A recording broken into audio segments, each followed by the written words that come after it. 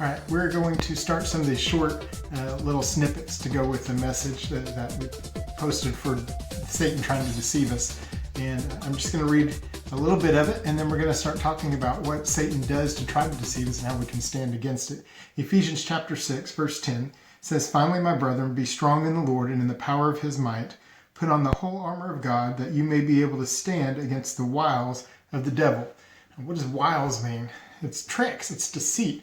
And what we actually get here is God telling us, through Paul to the church at Ephesus, how we're supposed to be able to stand against the lies of Satan, the deception of Satan. And we talk about this and how we're supposed to stand. We're supposed to be able to do this spiritual warfare because we wrestle not against flesh and blood.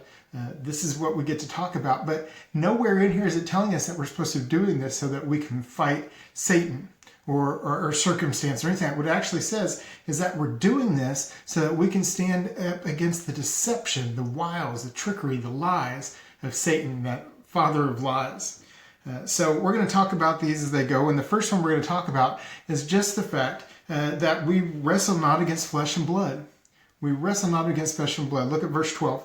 Verse 12 says this, "For we do not wrestle against flesh and blood, but against principalities, against powers, against the rulers of the darkness of this age, against spiritual hosts of wickedness in the heavenly places."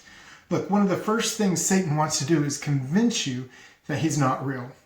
Convince you he's not real. Convince you that it's all made up, that it's all a fantasy, that none of this is actually happening. So one of the first things that we get as we look at this and we start talking about putting on the whole armor of God, we have to realize that it's real. It's not just something that's, made up. And as we start talking about this, is a common problem people deal with, and they get stuck in this because they'll battle and they'll start thinking of everything in just the physical realm instead of the spiritual realm. Let me give you an example. One of the things happening right now with COVID-19 is people are looking at it and saying, wow, it wasn't as bad as they thought they were. They lied. They made this up. La, la, la, la. And that's what everybody jumps to. And why? You know what? It might be right. But I can tell you one thing, if you haven't been listening to me, if you, like me, were praying that God would keep these numbers down, that God would protect us, then what you have is answered prayer. And Christians are completely leaving answered prayer out of it. They're ignoring the possibility that it's answered prayer and jumping to the fact that it was all a conspiracy. That's where we get stuck. We forget the fact that we're wrestling in the spiritual realm over the physical realm.